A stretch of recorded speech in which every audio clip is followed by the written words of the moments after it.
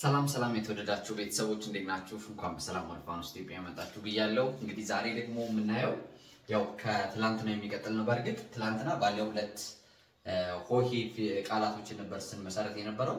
ዛሬ ደግሞ በአንድ ደረጃ ከፍ እናደርገውና ባለ ሶስት ሆሄ ቃላቶችን እንመሰረታለን ማለት ነው።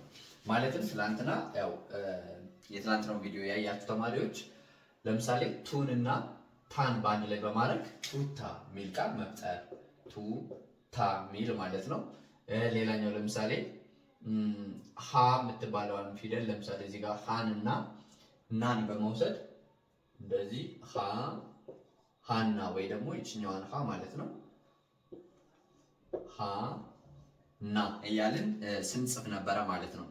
ዛሬ ደግሞ በአንድ ደረጃ ከፍ እናደርገውና ከዚህ በተሻለ ሁኔታ ባለ ሶስት ፊደላቶችን እንጽፋለን። ለምሳሌ አኘከ ለማለት አኘከ እዚህ ጋር ኸሰም ከ አኘከ እንላለን ማለት ነው። እንደዚህ አይነት ባለ ሶስት ፊደላቶችን እናነባለን እንጽፋለን ማለት ነው። ስለዚህ ሁሌም የኔ ተማሪዎች የሚያደርጉት ነገር ምንድነው? ከኔ ጋር እየጻፉ በደብተራቸው ማስቀረት ነው ማለት ነው። እዚህ የተማርነው እሺ። ስለዚህ አሁን መጀመሪያ እንደተለመደው ፊደላቶችን እናነባቸዋለን። ፊደሎችን አንብበን ከጨረስን በኋላ ወደ ቃላት ምስረታው እንሻገራለን ማለት ነው።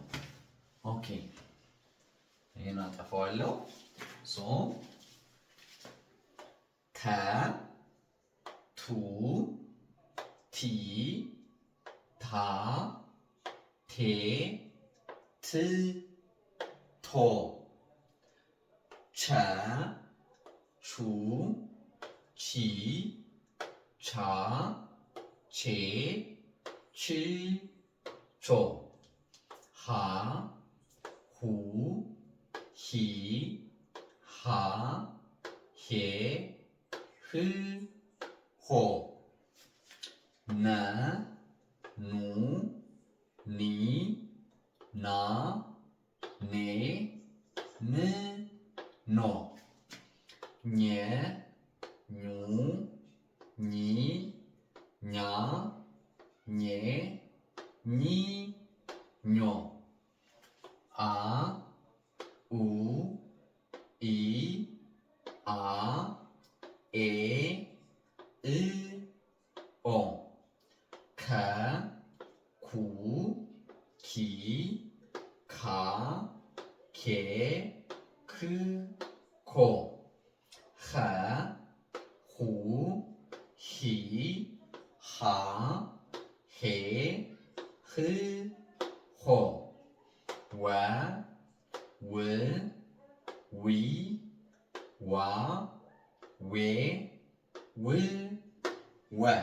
ኦኬ አሁን ከግራጭ ጀምረን ወደ ቀኝ ሁሉንም ፊደላቶች ማንበብ ችለናል ማለት ነው። ኦኬ አሁን ደግሞ ወደታች አነብላችኋለሁ። ምክንያቱም ብዙ ጊዜ ተማሪዎች ከዚህ ከግራ ወደ ቀኝ ማንበቡ ለብዙ ተማሪዎች አይከብድም። የተወሰነ ከበድ ሊል የሚችለው ወደታች እንደዚህ ማንበቡ ነው። እሱንም አንድ ጊዜ እንየውና ከዛ ቃላት መመስረት እንጀምራለን ማለት ነው። በነገራችን ላይ ይሄ ትንሽ የሚከብዳችሁና ገዛ የምትፈልጉ ተማሪዎች ካላችሁ በሚያልፈው ስልክ ቁጥር ቴሌግራም ላይ፣ ዋትስአፕ ላይ እና ኢሞ ላይ ያናግሩንና ትምህርታችሁን ዛሬውን መጀመር ትችላላችሁ ማለት ነው። በቀን 1 ሰዓት በሳምንት 5 ቀን ነው የምናስተምራችሁ። በጣም ብዙ ተማሪዎችን አስተምረናል። በአጭር ቀንም መጻፍ ማንበብና መረዳት ትችላላችሁ ማለት ነው። ኦኬ ከዚህ ጀምርና ቶ ቾ ሆ ኖ ኞ ኦ ኮ ሆ ዎ እንላለን። ት ች ህ ን ኝ እ ክ ህ ው እንላለን።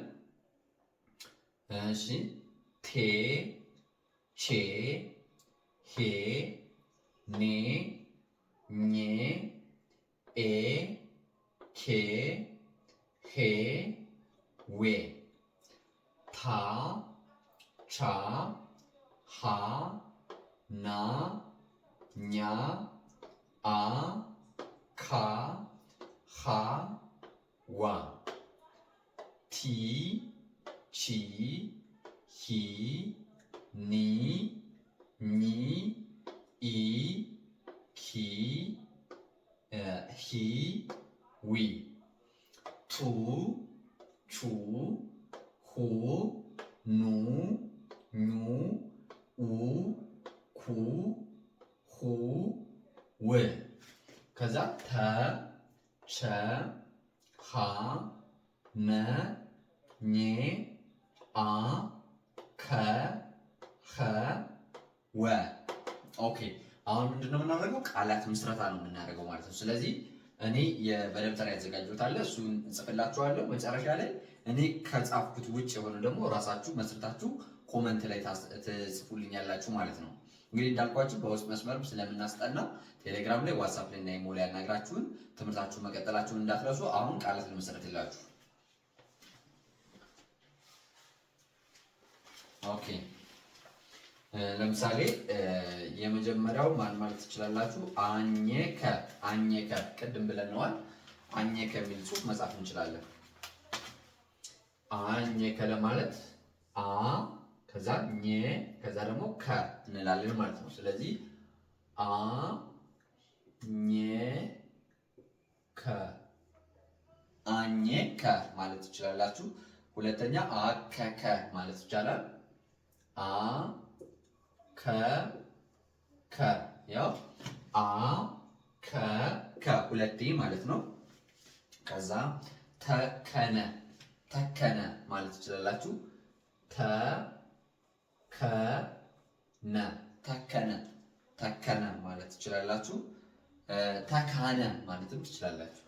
ተ ካ ነ ተካነ ተካነ ለማለት ተ ካ ነ ተካነ እንላለን ማለት ነው። ኦኬ ሌላኛው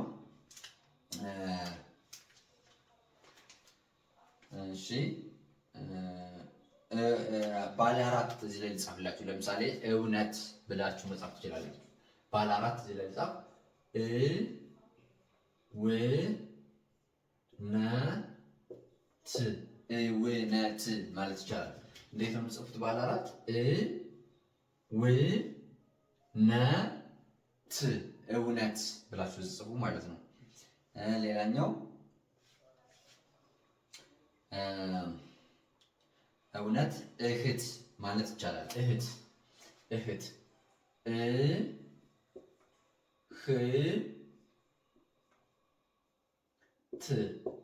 እህት ህ ማለት ይችኛዋ ህ ማለት ነው። አሊያም ደግሞ እንደዚህ እህት ያው ይችኛቱ ህ ማለት ነው። ያው ይቺ ህ ማለት ነው አይደለ? እህት ብላችሁ በዚህ መጻፍ ትችላላችሁ ማለት ነው። እህት ብላችሁ በዚህ መጻፍ ትችላላችሁ። ከዛ እናት እናት ማለት ትችላላችሁ። እናት እናት ስትሉ ያው እናት እናት ትላላችሁ ማለት ነው። ከዛ አተታ ማለት ይቻላል። አተታ አተታ ያው አተታ እንዴት ነው የጻፋችሁት? ምን ጽፈው አተታ አተታ ብለን መጻፍ እንችላለን። ከዛ ኩነና ማለት ይቻላል። ግን እስኪ ባለ አራት የጻፍኳቸው ስላሉ እነሱን እንጻፍላችሁ መጀመሪያ። ለምሳሌ ቱታዎች ቱታዎች ቱታዎች ማለት ይቻላል። ቱታዎች ቱታዎች እንደዚህ መጻፍ ትችላላችሁ። ቱታ የሚለው ሲበዛ ማለት ነው። ቱታ የሚለው ሲበዛ። ከዛ ክወናዎች ባለ አምስት ክወናዎች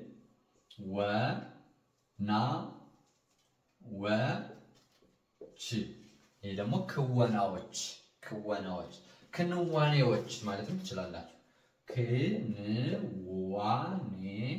ክንዋኔዎች ይህ ባለ ስንት ቃል ነው? 1 2 3 4 5 6 ፊደላቶችን ተጠቅመን የምንጽፈው ማለት ነው። ክንዋኔዎች። ኦኬ ሌላው ወደ ሶስተኛዎች እንመለስና ኩነት ብለናል አላለም አይደለም? ኩነት ማለት ይቻላል። ኩነት ኩነት ኩነት ማለት ይቻላል። ከዛ ኩነት ሁነት ሁነት ማለትም ይቻላል።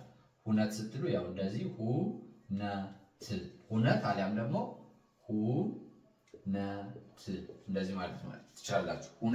ሁነት ማለት ይቻላል። ከዛ ሁነት ካላችሁ በኋላ ኩነና ኩነና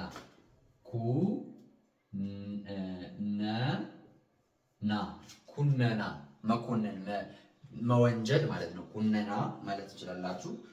ኩነና ካህን ማለት ይቻላል። ካህን ግን ህን ሆነ እንደዚህ ምክንያቱም ይችኛቱን መጠቀም ስላለብን ነው። አሊያም ደግሞ ካህን ስትሉ እንደዚህ ካህን እንደዚህ ማለትም ትችላላችሁ። ካህን ስትሉ ማለት ነው። ሁኔታ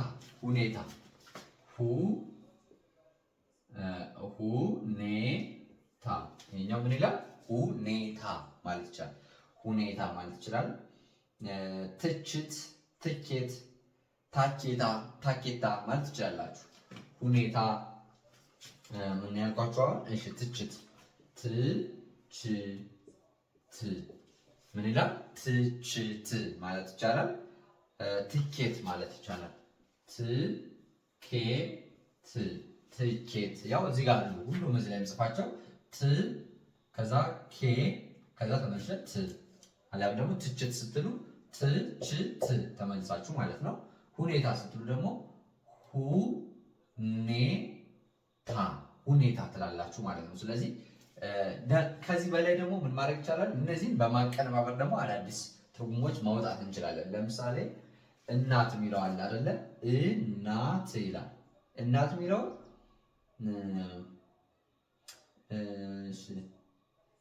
ይህኛውን እዚህ ላይ ላይወጣው ይችላል፣ ግን አንዳንዴ ላይኖረውም ይችላል ከአንድ በላይ ግን እናት የሚለው ለምሳሌ እትና ብለን ስንጽፍ ትርጉም ሊሰጥ ይችላል። አሁን አይሰጥም። ወይ ደግሞ ናት ይሄ አይሰጥም። ትዕና አይሰጥም። እስኪ እህት ነው አይደለ? እህት ያልኩት እትህ አይሆንም። ይህም አይሆንም። ተካነ ተነካ መሆን ይችላል። አያችሁ አሁን ተካነ ብያለሁ አይደለ?